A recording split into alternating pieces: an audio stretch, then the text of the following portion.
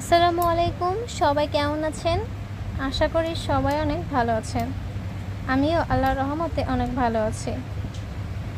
আজকে আপনাদের মাঝে নিয়ে এসেছি সুন্দর একটি ইসলামিক গল্প।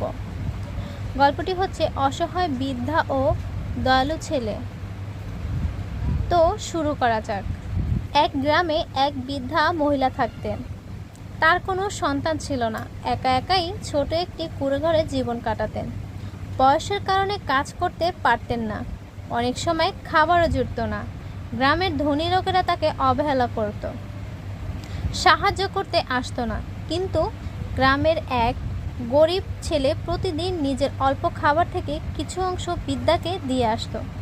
একদিন গ্রামের লোকেরা ছেলেটিকে নিয়ে হাসাহাসি করল। তুমি নিজেই তো গরিব, অন্যকে দাও কেন? ছেলেটি মৃদু হেসে বলল, আমার নবী হজরত মুহাম্মদ সাল্লাল্লাহু আলাইহি ওয়াসাল্লাম শিখিয়েছেন, যে ব্যক্তি অন্যের প্রতি দয়া করে আল্লাহ তার প্রতি দয়া করবেন। কিছুদিন পর বৃদ্ধা মারা গেলেন। ছেলেটি জানাজায় উপস্থিত হলো এবং নিজের হাতে তাকে কবর দিল। রাতে সে স্বপ্নে দেখল বৃদ্ধা জান্নাতে বসে আছেন। বৃদ্ধা বললেন, বাবা, তোমার দেওয়া অল্প খাবারই আল্লাহর রহমতে আমার জন্য জান্নাতের দরজা খুলে দিয়েছে। আল্লাহ তোমাকেও কবুল করুন। তো প্রিয় ভাই ও বোনেরা, আমরা এখান থেকে কি শিখতে পারি?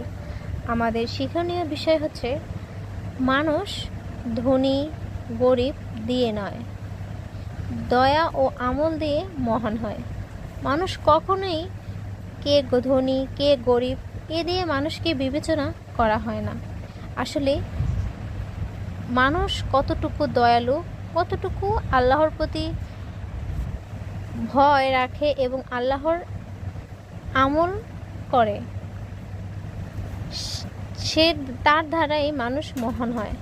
সামান্য দয়া ও সাহায্য আল্লাহর কাছে কবুল হয়ে আমাদের জান্নাতের উপায় হতে পারে। তো আজকের গল্পটি আপনাদের কাছে কেমন লেগেছে সেটা আমাকে কমেন্ট করে জানাবেন এবং এরকম নতুন নতুন শিক্ষণীয় গল্প আপনাদের মাঝে উপহার দেওয়ার জন্য আমাকে আপনারা সবসময় সাপোর্ট করবেন এবং আমার পাশে থাকবেন। আজকে এই পর্যন্তই শেষ। আগামীকাল পর্যন্ত সকলে সুস্থ থাকবেন, ভালো থাকবেন।